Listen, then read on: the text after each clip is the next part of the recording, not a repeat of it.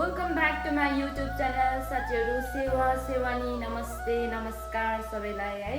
अन्त म चाहिँ खाना बनाउँदैछु ड्युटीबाट आएर होइन। अब सन्डेको दिन घुमे तापनि तर अब मन्डेको दिन त काममा गएर आएर आफूलाई खानापिना बनाउनै पर्यो, त्यसै कारणले गर्दाको म चाहिँ खानापिना बनाउँदैछु होइन।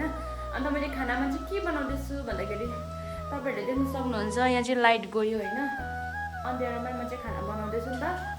अन्त लाइट पनि टक्क आयो। अन्त खानामा चाहिँ मैले के बनाउँदैछु भन्दाखेरि यो चाहिँ सिम्पल सिबी र आलु, अन्त यता चाहिँ चावल चढाएको होइन।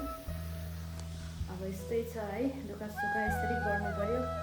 अन्त मैले चाहिँ कति भयो बेड कभर चेन्ज नगरेको होइन, बेड कभरहरू चेन्ज गर्नु छ। अन्त त्यहाँदेखिको कतिवटा कामहरू गर्नु छ रुमकै होइन। अनि त्यहाँदेखिको ड्युटी पनि जानुपर्छ नि त, सबै टाइमहरू मिलाउनुपर्छ। मलाई चाहिँ कस्तो भइरहेछ कि खुट्टामा यहाँ घाउ भइरहेछ, कस्तो खुट्टा पनि सुन्निरहेको छ, खुट्टाहरू कस्तो फुटिरहेछ कि। यता बेङ्गलोरको चाहिँ मौसमहरू एकदम राम्रो हुन्छ होइन, तर उयो हुन्छ नि त, के भन्छ, बाटोतिर पुरा धुलोहरू हुन्छ प्लस ट्राफिकहरू होइन। अब फर्स्ट आउने मान्छेलाई त कति गाह्रो पनि हुन्छ नि, किनभने अब यताको अब हुन्छ नि त नयाँ जग्गामा जाँदाखेरि त्यति पनि लाग्छ बुकरमा। अब यस्तो हुन्छ नि त, नयाँ जग्गामा जाँदाखेरि मान्छेलाई कतिचोटि होइन जग्गाहरूको त्यो मौसमहरू सुट नभएर चाहिँ मान्छेलाई बिमारहरू पनि हुने गर्दछ। त्यसै कारणले गर्दा बेङ्गलोरको चाहिँ मौसम चाहिँ एकदम राम्रो छ, तर मौसमहरू चेन्ज भइबस्छ कि। अन्त मैले घरतिर बोल्दा चाहिँ गाउँतिर चाहिँ एकदम पानीहरू परिरहेछ भन्दै थियो होइन। बेङ्गलोरमा पनि पानीहरू पर्दैछ, तर मैले बनाएको सब्जी पाक्दैछ। मैले चाहिँ सिम्पल बनाएको है, ड्युटीबाट आउनुपर्छ। अन्त पुरा लामो खानाहरू बनाउनु सक्दिनँ नि त, किनभने मेरो जिउहरू थाकिरहेको हुन्छ। अन्त झन् मेरो तबियत पनि खराब छ भनौँ न, खुट्टामा कस्तो भइरहेको छ नि त। अन्त बेङ्गलोरको मौसमको बारेमा कुरा गर्थेँ थिएँ। बेङ्गलोरको मौसम चाहिँ कस्तो छ भन्दाखेरि चाहिँ पुरा ट्राफिकहरू हुन्छ प्लस हावाहरू आउँछ होइन। त्यसै कारणले गर्दा फर्स्टमा आउँदा त मलाई पुरा उयो हुन्थ्यो नि त, सर्दी जुखामहरू। मलाई कस्तो खुट्टा हेर्नुहोस् त यस्तो भइरहेछ। फर्स्टमा आउँदा चाहिँ मलाई सर्दी जुखाम होइन बुखारहरू चाहिँ धेरै हुने नि त। अन्त आजकल चाहिँ मलाई आदत भएको छ। तर अब ड्युटीहरू जाँदाखेरि चाहिँ अब हिँडेर जान्छु नि त, कति आधी घन्टाको बाटोहरू त्यस्तो हुन्छ नि त। त्यसै कारणले गर्दा चाहिँ मेरो चाहिँ यसरी खुट्टाहरू फुट्छ, यस्तो भइरहेको छ। अन्त हेर्दै जानुहोस्, तपाईँहरूलाई म फेरि पनि देखाउने छु है। मैले खानासाना बनाइसकेपछि म तपाईँलाई देखाउँछु नि है तपाईँहरूलाई। अब म चाहिँ खानापिनाहरू चाहिँ अब पाक्यो नि त होइन। म चाहिँ अन्डा बनाउँछु, अन्डा बनाएर चाहिँ खाना खाने होइन। खाना चाहिँ यसरी बसेर खान्छु। टेबलहरूमा बस्नुभन्दा त टेबलहरूमा बसेर खानुभन्दा चाहिँ भुइँमा बसेर खानु चाहिँ एकदम दामी लाग्छ कि। अन्त खानाको सेटअपहरू मिलाउँदैछु म चाहिँ। अब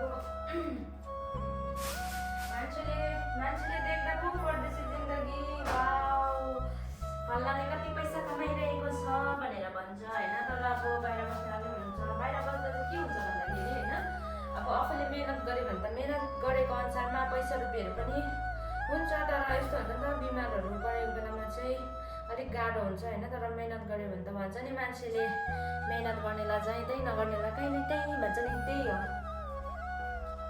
अन्त मेरो चाहिँ एकदम दुध दही फेभरेट हो नि त। अन्त म्याङ्गो पनि एकदम फेभरेट हो। अन्त देख्न सक्नुहुन्छ होइन, रुचि दुध पऱ्यो होइन। अब म चाहिँ बनाउनु गइरहेको छु एग बनाइन्छ। अन्त तपाईँहरूलाई म एउटा चिज देखाउँछु ल, मेरो बारीबाट चाहिँ क्या म्याङ्गो ल्याएको थियो नि त। भुसुनाहरू पनि लागेको छु कि, मैले कति खाइसकेको छु यो म्याङ्गो मैले कति खाइसकेको छु।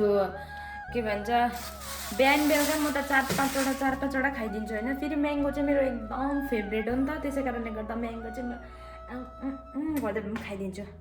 अन्त यही म्याङ्गोको बोक्रा, म्याङ्गो दुध दही घिउ मेरो चाहिँ एकदम फेभरेट हो साथीहरू, फेभरेट। अन्त यो देख्नुहुँदैछ, यो ब्रसेसले गर्दा चाहिँ मलाई केही खानु हुँदैन, तर म चाहिँ खाइदिन्छु नि जबरजस्ती गरेर भए पनि। ब्रस गरिहाल्छु नि त, खाँदै पछि ब्रस गर्नुपर्छ कि, कस्तो गाह्रो हुन्छ नि मलाई त। के भन्नु अब मजबुरी अब के गर्नु मेरो यो दाँत बिग्रेको थियो नि त अन्त त्यसै कारणले गर्दा चाहिँ मैले ब्रेसेस लगाएको अब चाहिँ मेरो छ 3-4 महिना त्यहाँदेखिको कम्प्लिट हुन्छ त्यहाँदेखिको युकाएर फ्याँकिदिन्छ डाक्टरले खाना रेडी गरेँ होइन यो एकछिन राख्नु पऱ्यो अन्त मैले यहाँ चाहिँ अन्डा हालेको छु मलाई चाहिँ अन्डा चाहिँ एकदम सिम्पल बनाएको मनपर्छ नि त त्यसै कारणले गर्दाखेरि चाहिँ यसरी मिक्स गर्छु अन्डा खान मलाई एकदमै मनपर्छ भन्नुभएको छैन है कहिलेकाहीँ अन्त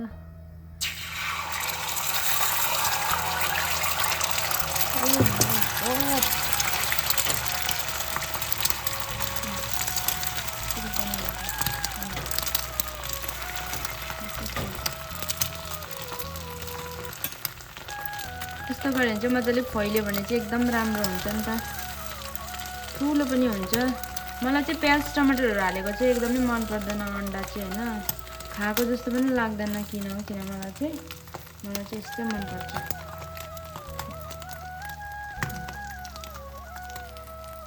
मेरो चाहिँ फाइनल्ली खाना पनि रेडी भइसक्यो चावल अन्डा अन्त सिमी हाल्नु यहाँ दुध पनि छ चाहिँ खाना खानु तर्का लागे